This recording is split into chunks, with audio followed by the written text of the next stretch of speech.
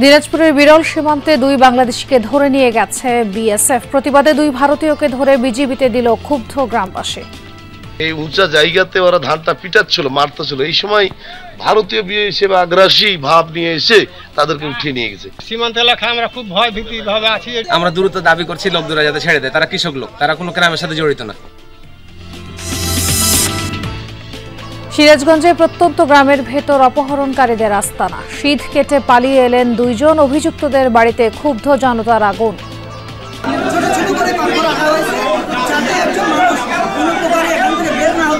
দুজনের চেহারা দিনে মুকুল করে থাকছে, মাসুদ ফারুক এই কয়েকজন মিলে 1 মাস কনে কনে রাখছে, কবার পারবো না, খালি অজ্ঞান হয়ে রাখছে। খুলনায় সরকারি বরাদ্দের চাল নিয়ে ৯/৬ গুদামে মোড়ক বদলে বিক্রি করা হচ্ছে খোলা বাজার। মাপে আমরা এখান থেকে আমাদের মিলে নিয়ে যাই, আমাদের গাড়ি এদিকে আসে। জোড়া কবুতর, নুরজাহার আর আপনার আপেল, এগুলা যারা ডিও কেনে ওরা এই বস্তাগুলা ভরে বিক্রি করে। যারা রেশন বিক্রি করবে দোকানদারের কাছে বিক্রি করে, সেখান থেকে আমি কিনে নিয়ে আসি। জামালপুরে 1 কিলোমিটারের ব্যবধানে নদীতে 2 বাঁধ, প্রবাহ হারিয়ে ধুঁকছে দর্শানি। বর্ষায় ক্ষয়ক্ষতি বৃদ্ধির শঙ্কা। ঘর ভেঙে যাচ্ছে, আদান গেছে গেল, আদান আছে, আদানের মধ্যে পড়ে আছি। পানি খুব দ্রুতভাবে আসার কারণে দেখা গেছে 30-40টা ঘর বাড়ি আঙ্গুর ভেঙে পয়মাল হয়ে গেল। অনেক আবেদন করছি নদী ভাঙ্গন রোধ করার জন্য। চাঁদপুরে 70 কিলোমিটার রাস্তা খানাখন্দে ভরা। দুর্ভোগ দুর্ঘটনায় নিত্যসঙ্গী প্রকল্প বাস্তবায়নের আশ্বাস সড়ক বিভাগের। দিনাজপুরের বিরল সীমান্ত থেকে বাংলাদেশি 2 কৃষককে ধরে নিয়ে গেছে ভারতীয় সীমান্তরক্ষী বাহিনী বিএসএফ। প্রতিবাদে 2 ভারতীয়কে ধরে বিজিবির হাতে তুলে দেয় ওই গ্রামবাসী।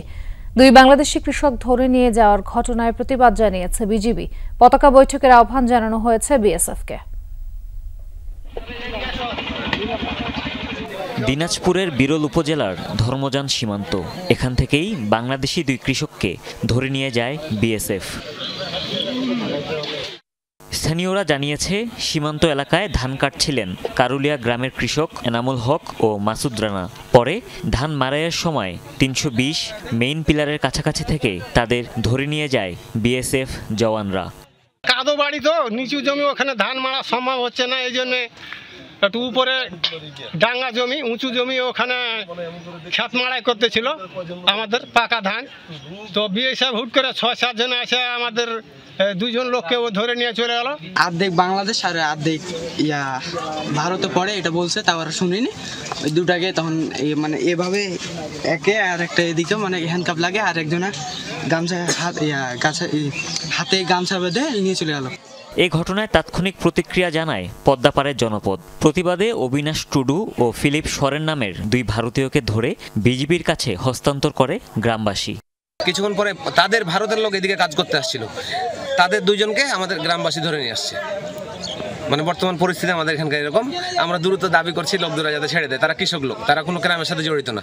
2 বাংলাদেশিকে ধরে নিয়ে যাওয়ার ঘটনায় প্রতিবাদ জানিয়েছে বিজিবি। ক্ষোভ প্রকাশ করেছেন স্থানীয় জনপ্রতিনিধিরাও।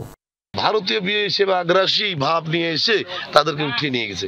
পরবর্তীতে আমরা বিজিবিকে জানাই, বিজিবিকে জানানোর পরে বিজিবিরা তাৎক্ষণিকভাবে এখানে এসে তাদেরকে চিঠি দিয়ে ওইদিকেরও 2 জন আমাদের বাংলাদেশিরা জনসাধারণ তাদেরকে আটক করে রাখছে, সুন্দরভাবে আছে, ভাত টাত খাওয়াচ্ছে, ভালোভাবে আছে। এদিকে বুধবার রাতে ঝিনাইদহের মহেশপুর সীমান্তে এক বাংলাদেশি কৃষককে গুলি করে আহতের অভিযোগ উঠে বিএসএফ জওয়ানদের বিরুদ্ধে। আহত রিয়াজ বর্তমানে ঢাকা মেডিকেলে চিকিৎসাধীন বলে জানিয়েছে তার স্বজনরা।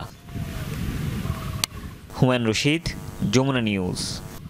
বিরল সীমান্তে আছেন সহকর্মী মাহফুজুল হক, সরাসরি যুক্ত হচ্ছেন তিনি।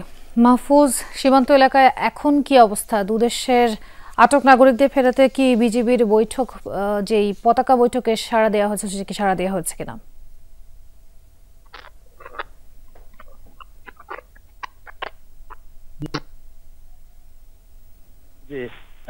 সাধারণ মানুষের মধ্যে এখন উৎকণ্ঠা বিরাজ করছে। তারা অপেক্ষা করছে তাদের স্বজনদেরকে ফিরে পাওয়ার জন্য, যে 2 জন বাংলাদেশি নাগরিককে ধরে নিয়ে যাওয়া হয়েছে।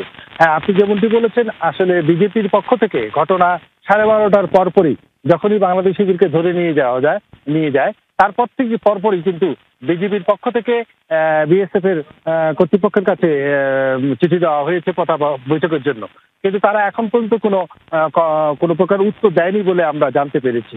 আমরা যতটুকু জানি এই বিজিপি 42 ব্যাটালিয়নের পক্ষ থেকে ইন্ডিয়ার 91 বিএসএফ যে ব্যাটালিয়ন, সেই ব্যাটালিয়নের কাছে এই পত্র দেওয়া হয়েছে, তারা এখনো দেয়নি তাদেরকে জমা, মানে কোনো উত্তর দেয়নি।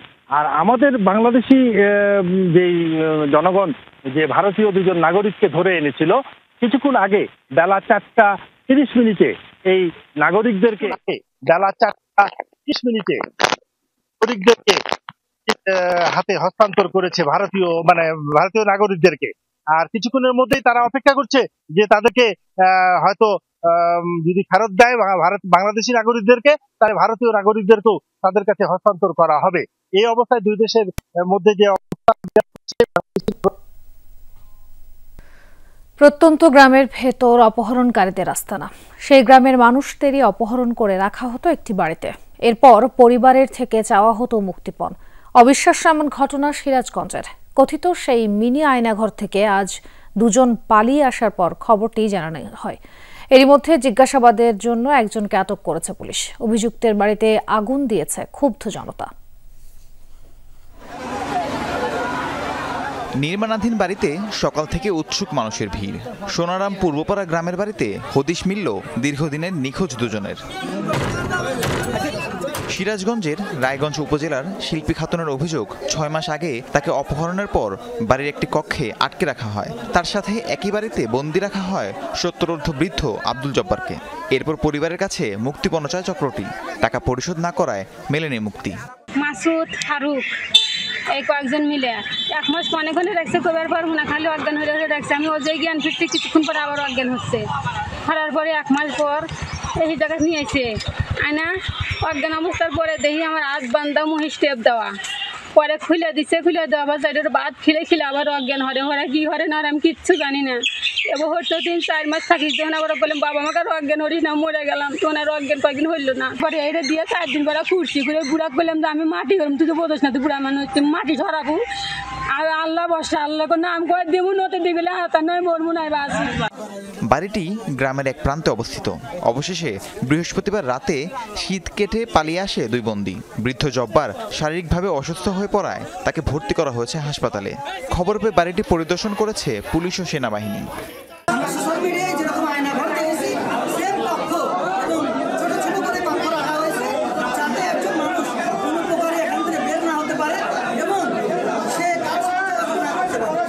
এই ঘটনায় জিজ্ঞাসাবাদের জন্য স্থানীয় পল্লী চিকিৎসক নাজমুল হোসেন আরাফাতকে আটক করা হয়েছে। তার বাড়িতে আগুন দিয়েছে বিক্ষুব্ধ জনতা। ঘটনার প্রকৃত কারণ অনুসন্ধানে কাজ করছে পুলিশ। রাহিম সারোয়ার, যমুনা নিউজ।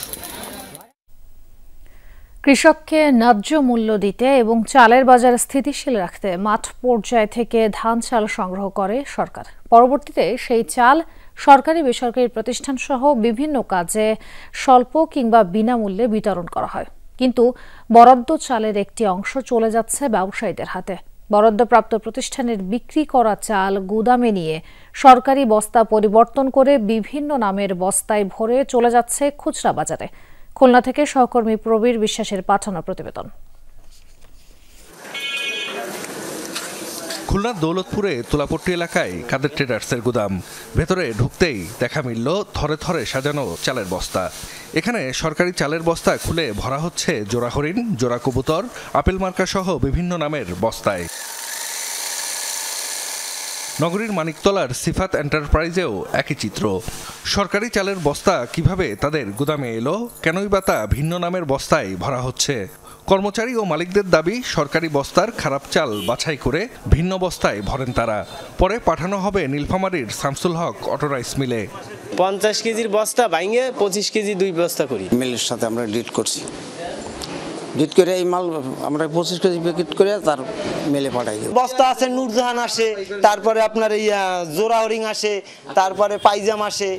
কথা হয় সেই শামসুল হক অটো রাইস মিলের কর্মকর্তার সাথে। তার দাবি, সরকারি একটি প্রতিষ্ঠানের বরাদ্দ চাল প্রসেসিং করার জন্য চুক্তিবদ্ধ তারা। যদিও উত্তর মেলেনি খুলনার গুদামে কেন ভিন্ন নামের বস্তায় ভরা হচ্ছে।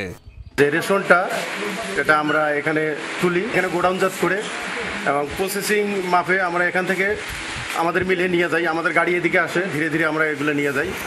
বরাদ্দের চাল কিনে বিক্রির অভিযোগ খতিয়ে দেখতে এবার মহেশ্বর পাশা এলাকার ভাই ভাই এন্টারপ্রাইজে যমুনা টেলিভিশন। টের পেয়ে গুদাম বন্ধ করে গা ঢাকা দেন মালিক। স্থানীয়দের অভিযোগ, বিভিন্ন গুদামেই চলে এ ধরনের অবৈধ কর্মকাণ্ড। সরকারি লোক ওরা পায় না চাইল, সবাই চাইলে একজনের না, এসে ধরেন 500-700 লোকের চাইলে। মসজিদের, তারপর মন্দিরের ওই পূজার শুরুর সময় এগুলা ডিসি অফিস থেকে যখন ওরা তো বিক্রি করে দেয়, ওইটা আর কি কেনে ওরা। লুজ মনে করেন বাজারে বিক্রি করে, তারপরে আবার দেখা যাচ্ছে এগুলো প্যাকেটজাত করে মনে করেন কোম্পানি নিয়ে যায়। কেউ কেউ স্বীকার করলেন সরকারি বরাদ্দের চাল গুদাম থেকে কম দামে কিনে বেশি দামে বিক্রি করেন তারা। জোড়া কবুতর, নুরজাহার আর আপনার আপেল, এগুলা যারা ডিও কেনে ওরা এই বস্তাগুলা ভরে বিক্রি করে। এই দৌলতপুর বাজার থেকেই কিনেছি, দিয়ে আলাউদ্দিনের ঘরের থেকে কিনেছি। আপনার হলো 46 টাকা না বেশি 47টা। চালটা হচ্ছে যারা রেশন বিক্রি করবে দোকানদারের কাছে বিক্রি করে, সেখান থেকে আমি কিনে নিয়ে আসি 510 টাকা করে, আমি 520 টাকা করে বিক্রি করি।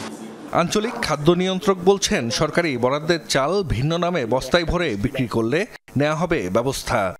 আমার চাল নিয়ে এটা ব্যবসায়ী, যেই ব্যবসায়ীটা করতেছে এটার সুযোগ নাই। আমাদের যে কনসার্ন যে অফিসিয়াল যারা আছে, আমাদের যে টিম আছে, এই ধরনের ঘটনা দেখা যায় যদি খাদ্য বিভাগের বস্তা ওরা করতেছে এরকম, তাহলে তাদের বিরুদ্ধে ব্যবস্থা নেওয়া হবে। এ ধরনের কাজকে বড় ধরনের দুর্নীতি বলছেন সুশীল সমাজের প্রতিনিধিরা। সিন্ডিকেটকে এক ধরনের সরকারি কর্মকর্তা, তারাও কিন্তু এটাকে প্রমোট করে। সুতরাং এটা কিন্তু এক ধরনের বড় ধরনের দুর্নীতি, এবং এই দুর্নীতিকে বিরুদ্ধে সরকারের আইনগত ব্যবস্থা নেওয়া উচিত। জাহিদ হাসান, যমুনা নিউজ। বিএনপি ক্ষমতায় গেলে দেশের গরিব দুঃখী মানুষের সুচিকিৎসা নিশ্চিত করা হবে, এমন মন্তব্য করেছেন বিএনপি নির্বাহী কমিটির সদস্য রুহুল কুদ্দুস তালুকদার দুলু। সকালে নাটোরের হয়তপুর স্কুল মাঠে বিনামূল্যে স্বাস্থ্যসেবা প্রদান অনুষ্ঠানে অংশ নেন তিনি। এ সময় দুলু দাবি করেন, অতীতে দেশের মানুষ চিকিৎসা সেবা পায়নি। বিএনপির ভারপ্রাপ্ত চেয়ারম্যান তারেক রহমানের প্রস্তাবিত 31 দফায় স্বাস্থ্য সেবার বিষয়টি উল্লেখ আছে। ক্ষমতায় গেলে বিএনপি হতদরিদ্রদের সুচিকিৎসা নিশ্চিত করবে বলে জানান তিনি।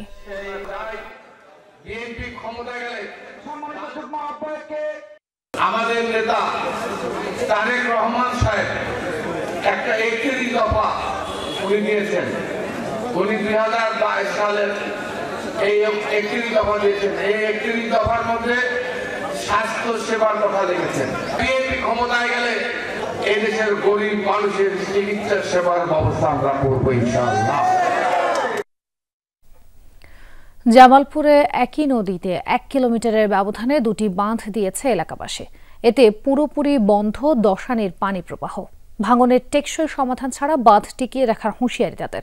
এতে উজানের ফসলি জমি তলিয়ে যাওয়া সহ বর্ষায় আরও ক্ষতির শঙ্কা নদী রক্ষা কমিশনের। স্বেচ্ছায় বাঁধ না সরালে আইন অনুযায়ী ব্যবস্থা নেওয়ার কথা বলছে প্রশাসন।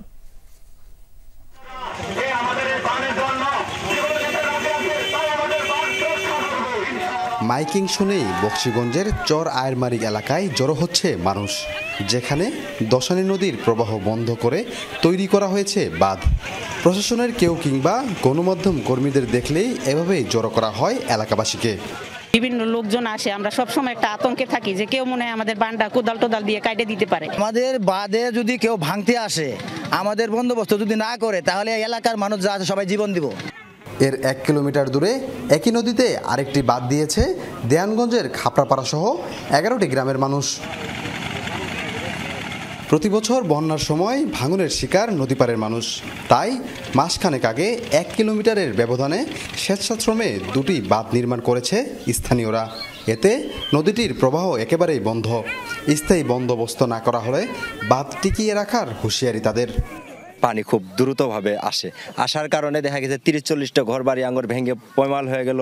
মসজিদ ছিল ওই জায়গায়, মসজিদটাও ভেঙে নদীতে গেছে গা। অনেক আবেদন করছি নদী ভাঙন রোধ করার জন্য, কিন্তু সরকারি কোনো পদক্ষেপ না নেওয়ার কারণে আমরা এলাকাবাসীর পক্ষ থেকে এলাকাবাসীর উদ্যোগে এই বাঁধ নির্মাণ করতেছি, শুধু একটু নদীর বুক থেকে একটু বাঁচার জন্য। আমার কিছু নাই, কুচি জানু বাড়ি ভেঙে যাচ্ছে, ঘর ভেঙে যাচ্ছে, আদান গেছে গেল, আদান আছে, আদানের মধ্যে পড়ে আছি। বাঁধের কারণে উজানে ডুবছে ফসলি জমি। এভাবে নদীর প্রবাহ বন্ধ করে দেওয়ার ঘটনা নজিরবিহীন।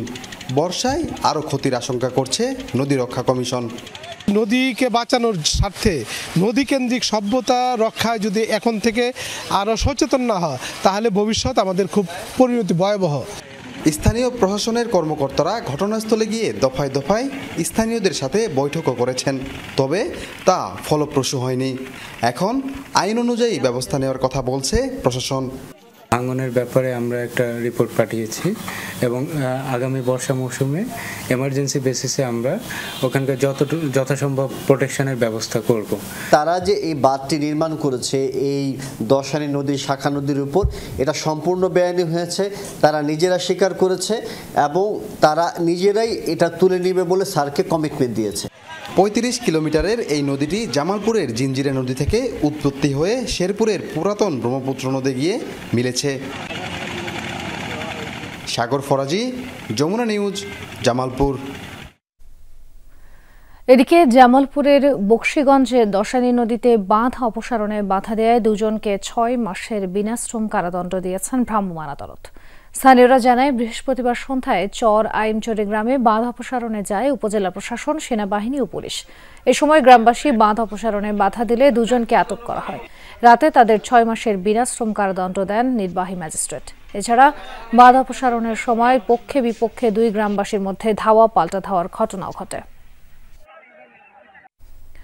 মুন্সিগঞ্জে পূর্ব শত্রুতার জেরে ডাকাত আখ্যা দিয়ে এক দিনমজুরকে পিটিয়ে হত্যার অভিযোগে মামলা হয়েছে।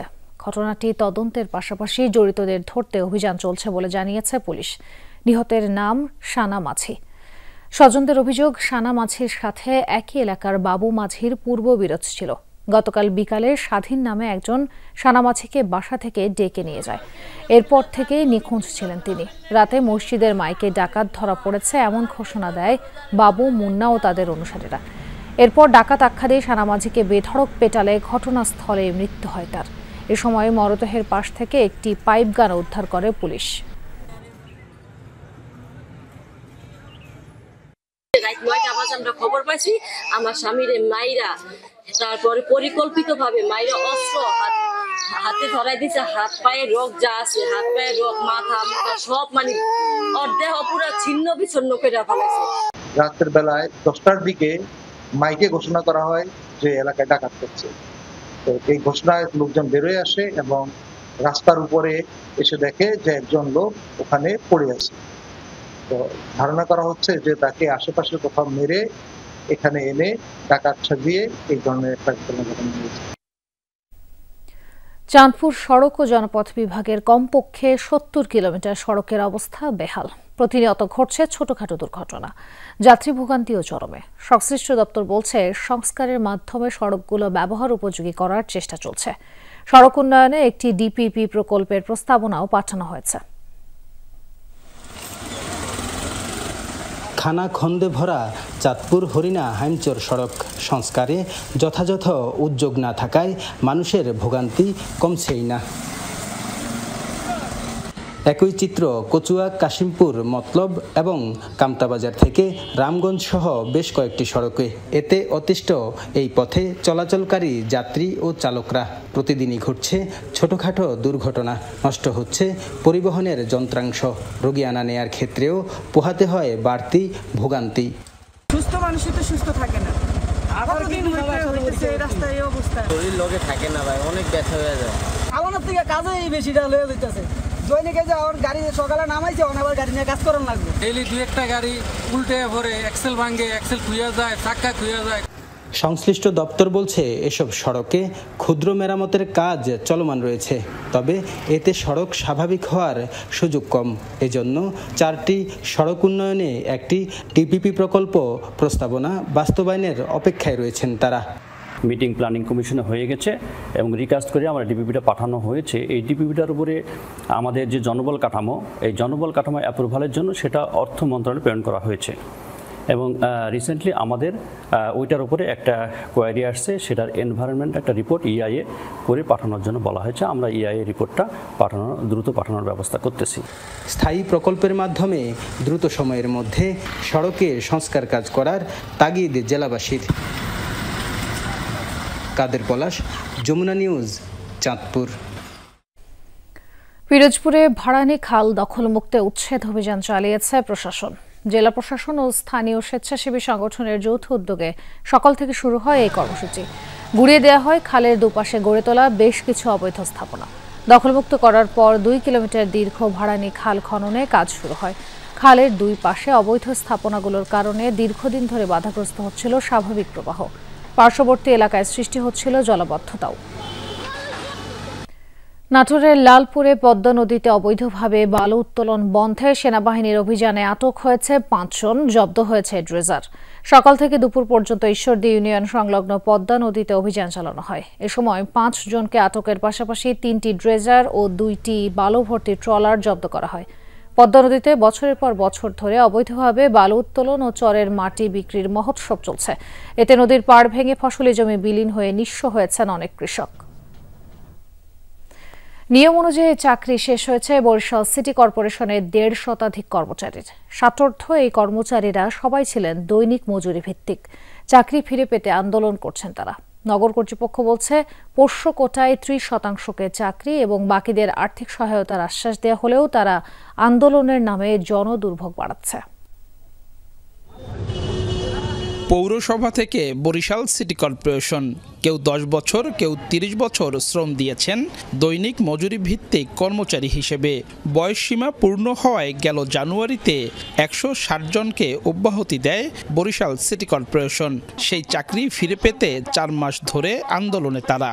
চারুদার সহ 160 জনের এই মৌখিক কথা বাদ দিয়ে দিয়েছে, কোনো কাগজপত্র দেওয়া হয়নি। কর্ম করিয়া খামু, ঝাড়ু দিয়া খামু, আপনারা আমাকে কর্ম দেন, কর্ম করিয়া ভাত খামু। চাকরি বিধি অনুযায়ী ষাটোর্ধ্বদের কাজে রাখার সুযোগ নেই বলে জানান সিটি কর্পোরেশনের প্রশাসক। তিনি বলেন, কর্মচারীদের দাবির মুখে 48 জনের পরিবারকে চাকরি এবং বাকিদের 1 লাখ টাকা পর্যন্ত অনুদান দেওয়ার উদ্যোগ গ্রহণ করা হয়েছে, কিন্তু তালিকা প্রণয়ন করতে না পারায় অগ্রগতি হয়নি। আমি একটি প্রস্তাব ওনাদেরকে দিয়েছিলাম যে আপনাদের প্রত্যেককে সার্ভিস লেন্থ অনুযায়ী 40,000 থেকে শুরু করে 1 লাখ পর্যন্ত যার যেটা হয় সেই অনুপাতে আমি আপনাদেরকে একটা সুবিধা দেব। শ্রমিক নেতারা জানান, তালিকা তৈরির কাজ শেষ হয়েছে, তবে অনুদানের অর্থ একাধিক কিস্তিতে দেওয়ার সিদ্ধান্তে শ্রমিকদের মধ্যে দেখা দিয়েছে অসন্তোষ।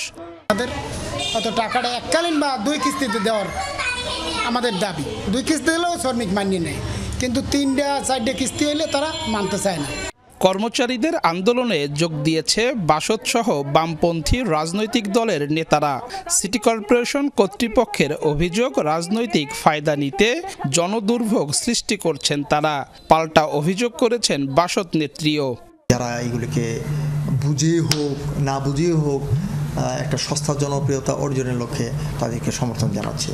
আসলে রাষ্ট্রের জন্যে, সমাজের জন্যে, কোনো প্রতিষ্ঠানের জন্যে এইভাবে না বুঝে অন্ধ জনসমর্থন আদায় করার হেনতেন পন্থা কখনোই মঙ্গলজনক হয় না। আমার মনে হয় তারা যদি ব্যক্তিকে না খুঁজে, তারা যদি যুক্তিকে খুঁজেন, তারা যদি ব্যক্তির পিছনে না লেগে যুক্তির পিছনে লাগেন, তাহলে আসলে এখানে সমাধানে আসা সম্ভব।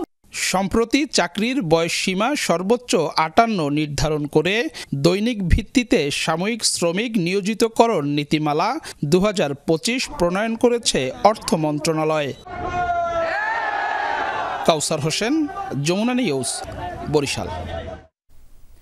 সুনামগঞ্জ সীমান্তে অবৈধভাবে আসা ভারতীয় গরুর চালান আটক করেছে বিজিবি।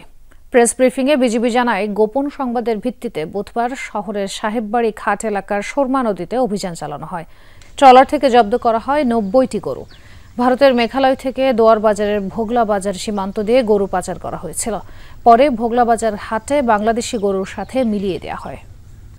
চাঁদপুরে 7 শতাধিক শিক্ষার্থীর অংশগ্রহণে অনুষ্ঠিত হল শিক্ষা উৎসব। এইসব শিক্ষা নিয়ে দেশ বদলাই প্রতিপাদ্যে শহরের পুরান বাজার ডিগ্রি কলেজ অনুষ্ঠানের আয়োজন করে আলোকিত প্রজন্ম নামে একটি সংগঠন। এতে জেলার বিভিন্ন প্রতিষ্ঠানের 7 শতাধিক শিক্ষার্থী অংশ নেয়। বিভিন্ন শিক্ষামূলক সেশনের পাশাপাশি আয়োজনটি পরিণত হয় ছাত্র শিক্ষক মিলন মেলায়। অনুষ্ঠানের মিডিয়া পার্টনার যমুনা টেলিভিশন, পাশে ছিল যমুনা গ্রুপও।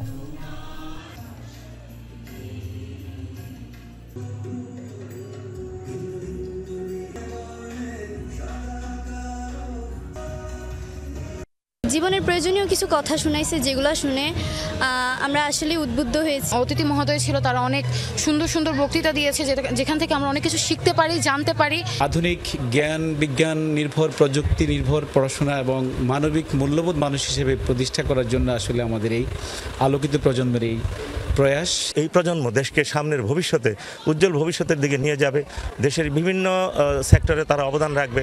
যমুনা গ্রুপ সেই কারণেই তাদেরকে সহযোগিতা করে যাচ্ছে এবং ভবিষ্যতেও করবে। শীতের শেষ আর গ্রীষ্মের শুরু, বছরের এই সময়টায় সবজির হিসাব যেন কিছুতেই মেলে না। হঠাৎ টান পড়ে, যোগানে বেড়ে যায় দাম। এবারও তার ব্যতিক্রম না। সব পণ্যের দর কেজিতে অন্তত 10 টাকা বেড়েছে, যদিও উত্তরাঞ্চলের স্থানীয় বাজারে বাস্তবতা উল্টো। গেল শীতে বেশ স্বস্তিতে সবজি খেয়েছেন সাধারণ মানুষ। দাম ছিল সবার নাগালে, স্বাভাবিক ছিল যোগান। কয়েকটি পণ্য বাদে দাম নিয়ে খুব একটা আপত্তি ছিল না কৃষকের, কিন্তু গ্রীষ্ম শুরু হতে না হতেই সেই স্বস্তি হারিয়ে গেল। রাজধানীর কারওয়ান বাজারে বেশিরভাগ সবজির দাম চড়া। পেঁপের কেজি 80 টাকা হাঁকছেন ব্যবসায়ীরা। 50 থেকে 60 টাকায় মিলবে বেগুন, করলা আর পটল। 100 টাকায় স্থিতিশীল কাঁচামরিচ আর ধনেপাতার কেজি। দাম কমেছে লেবুর, তবে দুশ্চিন্তা বাড়াচ্ছে দেশি পেঁয়াজ। যারা খুচরা কিনে ওরা তো ইন্ডিয়ান পেঁয়াজ নেয় না, এগুলা হোটেল ফাটিরা নেয়, তো এগুলা হেরা সেল করে পাল্লা হিসাবে। কৃষক যদি এরকম পরিমাণ উৎপাদন করতে পারতো তাহলে তো হয়তো দেখা যায় অ্যাভেলেবেল থাকতো, অ্যাভেলেবেল তো নাই। উৎপাদন যখন কম হবে তখন দাম একটু বাড়বেই, শীতকালে কমবেই। তবে এই সময়ের জন্য এক্সট্রাভাবে আমদানি করলে মার্কেট যদি আমরা মনিটরিংয়ে রাখি, আমার মনে হয় সব থেকে ভালো হয়। দেশের দক্ষিণ পশ্চিমাঞ্চলেও সবজির যোগান কম, শ্রমিক সংকট থাকায় এখানে উৎপাদনে বেশ বেগ পাচ্ছেন চাষিরা। বিপদ বাড়িয়েছে গত কয়েকদিনের ঝড় বৃষ্টিও। ব্যবসায়ীরা জানালেন কেজিতে 5 থেকে 20 টাকা দর বেড়েছে প্রায় সব পণ্যের। ইনকামের বেলায় শূন্য, টাকার বেলায় লাগে, কোন চুরি করতে যাবো না। কিছু সবজি নতুন উঠেছে, তার দামও খুব একটা নাগালের ভিতরে নেই। মাঝে মধ্যে বাড়ে, আবার কমে যায় বাজারে। বেগুন ধরেন 50-55 বাজার, 70-60 বিক্রি। ভিন্ন চিত্র উত্তরাঞ্চলে। স্থানীয়ভাবে উৎপাদিত সবজি প্রচুর মিলছে হাতের নাগালে, আড়তে যেন পণ্য রাখার জায়গা হচ্ছে না। তাই এখানে সবজির দাম বেশ কম, 8 টাকায় নেমে গেছে আলুর কেজি। তাই হাসি মুখেই বাজার থেকে ফিরছেন প্রায় সবাই। 2-3 দিন আগে বাজার করছিলাম, সেখানে 5-10 টাকার কমতি। আজকে কাঁচামরিচ 40 টাকা বেচছিলাম আমরা, হলো 260 টাকা পাল্লা, আজকে বেচতেছি 250 টাকা পাল্লা। আর হচ্ছে এই যে কাঁচামরিচ বেচছিলাম 55 টাকা কেজি, আজ হলো 40 টাকা কেজি। কাঁচামাল হাটে আমদানি মোটামুটিভাবে ভালো এবং কৃষকেরা মোটামুটিভাবে ন্যায্য মূল্য পাচ্ছে। ব্যবসায়ীদের আশা, প্রাকৃতিক দুর্যোগে বেশি বিপত্তি না হলে সবজির ভরপুর উৎপাদন হবে গ্রীষ্মকালেও। তৌহিদ হোসেন, যমুনা নিউজ, ঢাকা।